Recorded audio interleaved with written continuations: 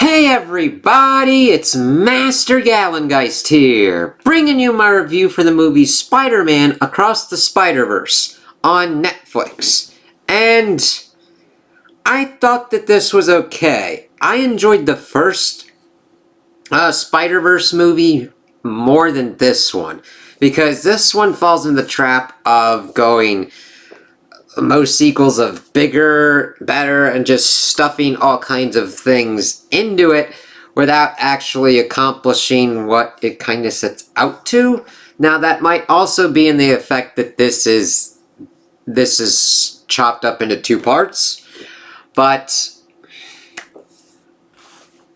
we always have this tendency with the Sony Spider-Verse for them to attempt to make Spider-Man's world too big with what they've got. They don't understand that part of Spider-Man's appeal is sometimes his connection with other MCU characters and Marvel Comics characters in general. So when you try to make it and be like, we can make as big a universe as MCU or the Marvel Comics universe with just Spider-Man, that puts a lot of pressure on that, and it's just like, no, sometimes you've got just a universe thing with Spider-Man, and it would work if you work it towards the story of if you keep this scale in check. This really kind of is a bloated movie. It's 2 hours and 20 minutes, and it is too long for me. The main things that I liked of this movie were Miles Morales and Gwen. And the little bits that we got with Peter B. and some of the other kind of spider people. But after a certain kind of effect, it falls into this same kind of trap that Sony stuff usually falls into. We want to put in a lot of fucking Spider-Man characters and let this go hog-ass wild, which can work to a certain extent if all of the story works together and it just doesn't be like, hey, here's all these Spider-Man doing this stuff in the middle. It's like, alright, okay, we don't need to check in with every kind of different kind of variant of Spider-Man, but alright. When it's in the character moments of like Miles trying to figure out his future and himself, Gwen trying to figure out herself and what she wants to do and how she wants to connect with her dad. Yes, that's the good stuff. The main villains of Miguel and Spot kind of get shafted. Spot almost gets kind of forgotten in the mix after the initial kind of set piece that we get with him in the beginning, him doing his kind of plan, and then him just kind of just falling off of a fucking cliff and just being waiting and be like, oh yeah, we gotta come back to him because he's kind of an important thing. Because we don't even have Miguel kind of linking up of like, hey, this fucker can do like untold damage to the multiverse, but he's just dogmatically focused on Miles for some reason, like just mainly because he's like the original anomaly and all that kind of shit. It's like, all right, so let's get back into it. We start off with this elongated thing where we pretty much dive more into Spider-Gwen, Ghost Spider, whatever they would term her, like Spider-Woman. Okay, no, it's just one time she was called like Ghost Spider or something like that. But Spider-Woman, and we get kind of her backstory completely fleshed out, even though we kind of already had this kind of thing, as in her universe, Peter Parker wanted to be special. He accidentally turns himself into the Lizard. She's around when he dies, and they get the manhunt onto her because they think that she was responsible for his death. This then leads to her, that's kind of the very kind of condensed kind of version, but it's kind of like, okay, I understand this. I'm glad we're kind of getting it for a character, but I thought we kind of already had this kind of established. Now, granted, I can be fusing certain kind of things where I'm trying to remember certain stuff from the first movie and kind of stuff that I've heard or seen about from her comic stuff. So that could be part of the reason. I'm like, alright. So then her kind of big set piece is fighting an Italian Renaissance vulture. And then that's where she gets introduced to Jestru and Miguel, as he is from another universe, and they're trying to like deal with him in this art museum, which it's interesting seeing that he's kind of in different kind of aspect and drawing style, which the animation and the graphical works in this movie are top notch. I love the ability for them to kind of fuse the different kind of styles together in such a way that they pop off of each other, but they don't seem like they completely and utterly clash with each other, which is a hard thing to accomplish, because sometimes when you have very divergent styles, that clashing just kind of fucks with you, and you like can sometimes take you out of the kind of story going on at hand. But we see them kind of doing everything, quipping all around before they pretty much get vultured down. Her father pops up and tries to arrest her. Miguel and Jess are in the background, and she reveals her identity and talks to him, and he still wants to arrest her, and Miguel decides to induct her into the Spider Society, giving her a multiversal watch, and she leaves instead and is like, alright, done. Then we get reintroduced to Miles, and it is and this is Universe 1610. Keep those in mind. Gwen Stacy's Earth 65. This is 1610. And it's 16 months after everything that worked on. And we get introduced to Spot. He was evidently there when the Collider was doing its completely and utterly crazy crap. And that he views himself as Miles Morales' nemesis, because he was created by the spider from Earth 42 that bit him, which does introduce some kind of issues, I would say, because normally if you're not in your home universe, you start glitching out, and I'm wondering if being bitten from another Earth spider would continuously cause Miles to like glitch out, or essentially get ripped apart on a subatomic level. It really introduces some weird kind of shit that really didn't need to be introduced, because at first you're like, okay, if you don't have these watches that pretty much make sure that you're synced up and not glitching out and get ready to explode or die, that issue kind of doesn't need to be there, but it's like, alright, but they're introducing, hey, this is a world without a Spider-Man towards the end, and the issues that come from that. And we get it kind of funny as his parents are pretty much sitting with the guidance counselor and trying to talk about what he wants to do for college, and Miles is like dealing with Spot. This goes on for a little bit too long. He takes kind of care of it, but doesn't. We get a quip about why do you say ATM machine when machine's already in there, and we get kind of an echo of this joke in, what is it, Earth 50101? Yeah, with Pavit Prabhakar, and how you would just say chai, you don't say chai tea because you're saying like TT pretty much. But he eventually gets to school. He's able to utilize his powers to get there, and talking about how he wants to go to school in like New Jersey with like dealing with quantum stuff and everything. Dad's trying to be supportive. His mom's like, that's too far away. New Jersey is too far away from New York. This was the kind of stuff that I like, as he's like asserting himself. This is the kind of stuff that he wants to do. He's worked with other kind of people. He wants to look into other universes and everything because of the friends he made with all of the different kind of spider people. It's like, it's kind of cool. I kind of like that. And it's not just about that. He's into it and wants to kind of work on this kind of stuff, which Miles is smart for. And the guy says that's his story, and pretty much brings up to his mother that he's lying to her and all that. And he has to go get the cake because his father's getting promoted to captain, and it actually had to be put on 2 cakes. And of course we get the clashing of him not being there during the father's kind of toast.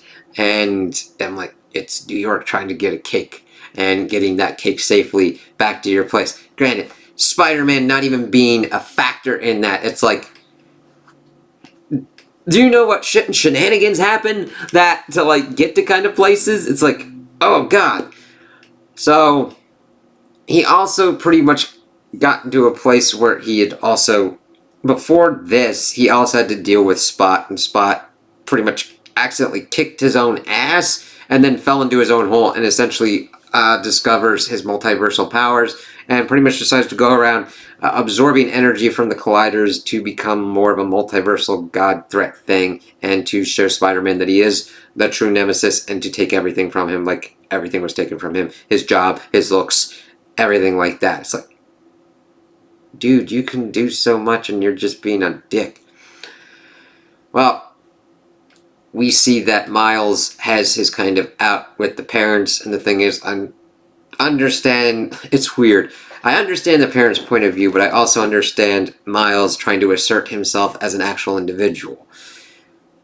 There does become a point where it's like, okay, how do you kind of tell people all this kind of stuff? And do you tell them that you're Spider-Man?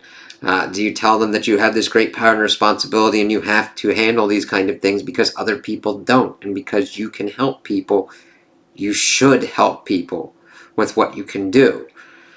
And them clashing was a nice kind of thing. Now, granted, I don't like it. You know what I mean? Like, it's a nice kind of conflict and character building up as he's then grounded and everything. But, of course, Gwen pops up and tracking Spot, which then kind of goes to the wayside. And the thing is, he, like, figures out that he can absorb the other kind of stuff, setting off on everything. They kind of swing around and all that. And he says it's nice to be able to, like, talk with her again, that he's into her. She sees that he's made all these drawings and everything. It's like, shit. And she's like, every time Spider-Man gets involved with Gwen Stacy, it does not end out right and correct. And the thing is, the mother lets him go off with her to kind of like see what's kind of going on, even though he's still grounded. And that's, of course, where they figure out the whole Spot thing. He follows her with being cloaked, and that he's going around universes, absorbing this and doing everything. That's where, of course, we get to 50101, and we also get introduced to Hobby Brown, which is Spider-Punk, who I don't know how this movie wanted to handle him. They first pretty much almost introduced him as a joke, pretty much saying all these kind of contradictory things that just completely make no sense, before him being utilized almost as a plot device to be an antithesis to Miguel's Spider Organization. So they're kind of going around trying to stop Spot. They are unsuccessful as he lays out his plan, and we see that he has a connection with Miles, showing that he's going to take everything from him and kill his father and all that. Well, everything starts kind of going to shit, but the thing is they are able to save this world Spider-Man's Gwen Stacy's father, which of course then starts introducing quantum holes, because this is a canon event that had to have happened. And that's the whole thing with Miguel, and they take Miles into the Spider Society, and we just essentially have this as we throw every kind of Spider-Man or Spider-Person at the wall for sticking. And then we also see that it's all connected to the web of life and destiny of like Spider-Man and everything. Spider-Man, Spider-Woman, all spider kind of people. And we see like Andrew Garfield. We see Aaron Davis, Prowler from the MCU. Donald Glover dressed up and contained, because there's still holes in the multiverse thanks to the whole event with Miles and everything with the Collider, but from what we're seeing, there's always, like, not always, but there are colliders everywhere, so it's almost like it's predisposed to have holes and shit, so I don't know what the fuck you're doing. Now, granted, I wish they had kind of dug into this more of what's introduced here is the concept of like karma and fate, and that these canon events anchor point these realities. Without them, everything turns to shit. It's not really delved into as much as I wish it would be.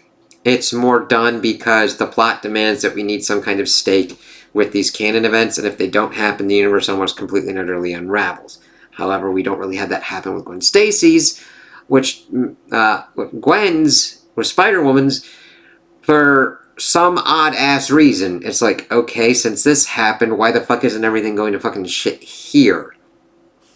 And Miles is kind of the counterpoint of, like, make your own fate. The whole point of being a spider person is to attempt to help. If you don't do that, and you just stand by and let this shit slide and happen, because it's supposed to happen, you completely undo that. It's the free will versus decided fate kind of scenario. I really wanted them to kind of dive into that, and they really fucking didn't. And just, like, Miguel's like, I'm going to keep you here so that way the universe doesn't fall apart, because he went to a universe where Miguel O'Hara was killed, but he since he tried to do all this kind of shit and be that kind of dad, evidently, the universe fell apart. It's not really explained why, because the canon event actually did occur. It's just he decided to be in and be like, yo, I'm me. I'm me, motherfucker. So, yeah. And then we essentially get this giant kind of chase sequences. Miles is trying to get back to his universe, and they just kind of run around Miguel's New York. Before it's revealed, Miles got them out of the building, and then he goes in there and gets himself thrown back to what he believes is his Earth, but of course it looks into his bloodstream and instead sends him to Earth 42, where the spider that bit him was from. And it's just like, okay, we kind of see this. It's not really very subtle, so I don't know why they played it off as like this big kind of reveal. But you then see that this is a world without Spider-Man. Miles is the Prowler and working with his uncle Aaron Davis. Jeff's father is dead. Miles tries to plead with Prowler, evil Miles, to let him go so that way he can save his father. He's like, I don't give a shit. So Gwen decides to then also create a new kind of team with Peter B. And Peter B. was part of the big chases he was utilizing. He had his baby Mayday Parker, who's cute. So yes, the requisite cute kid was there. She can do spider stuff. He gave her a web shooter and has a little crochet knitted mask for her.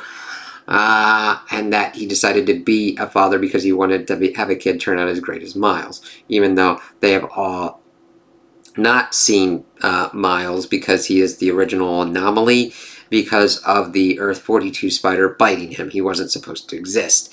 But yet him being able to exist and still be alive should throw spanners in that fucking problem and be like, hey, that doesn't make any sense. He should have essentially exploded probably if the spider bit him because it was from a different universe. And yeah, that would present kind of more problems than just what was kind of going on.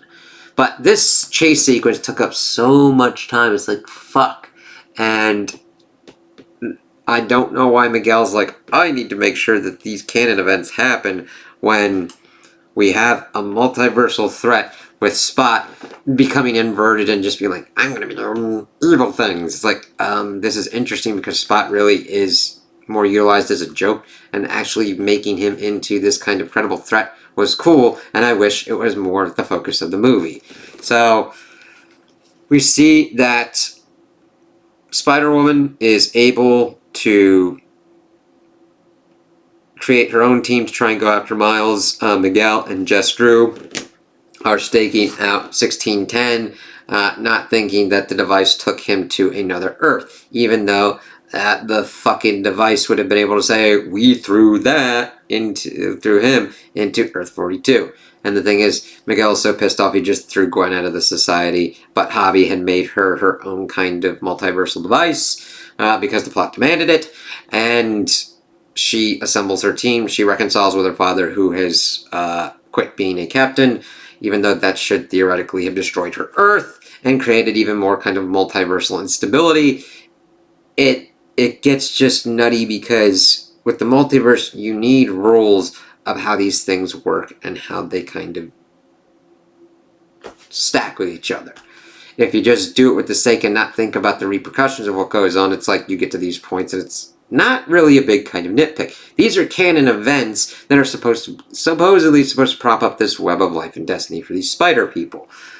And yet we have seen that this Earth has not descended into a quantum hole yet, unless those quantum holes are not linked to the actual canon events and are instead linked to Spot, and it's a kind of chicken or the egg scenario where instead of going after Miles, they should have been going after Spot, who is deciding in order to take everything away from Miles, he is taking everything away from the entire universe, i.e. taking out all the spider people as well. However, that might be a way that they're going, but we have to wait for the next movie to see if that goes on. Let's see. So he's stuck there. We've got them doing that.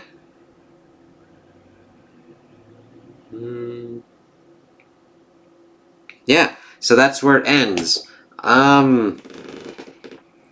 So most of what I liked were the character moments in this. Gwen and her father and her trying to figure herself out, her with her bandmates, Miles with his parents and trying to figure out how to assert himself. He does reveal his identity to his mother, however it's his mother on Earth 42, so it doesn't really count. Gwen does try and kind of bring up stuff with Miles' actual family in Earth 1610, so there's a little bit of groundwork built up for that as his mother tries to tell Gwen to kind of like help his ass out from whatever's kind of going on. But other than that, this just became spectacle and kind of just, hey, let's see how many spider people we can throw in here, and other kind of weird Spider-Man villains for just the sake of it. It really needed to be more finely tuned and more focused on what kind of story they wanted to tell. And I don't know if that's because this got so big that they split it and decided to just filler things for what's kind of going on. This almost gets me to a point where it's like, okay, sometimes when you've got a creative kind of endeavor, you have to watch out what's kind of going on. Sometimes if you've got a creative director like Taika Waititi, it's better to have him kind of honed in so you get a Thor Ragnarok versus, I don't know if they just kind of let him off the chain for Thor Love and Thunder, because those two is like, what the fuck? Because if you let someone go completely off, sometimes they can't rein themselves in. Now, does that mean there needs to be an executive micromanaging everything? Fuck no. Hell no. I've seen problems with that too. There's got to be a balance and an interplay where you've got a nice kind of team going on and you're trying to figure out what you want to do and what's kind of cool to value add to the story without losing the story. This was just,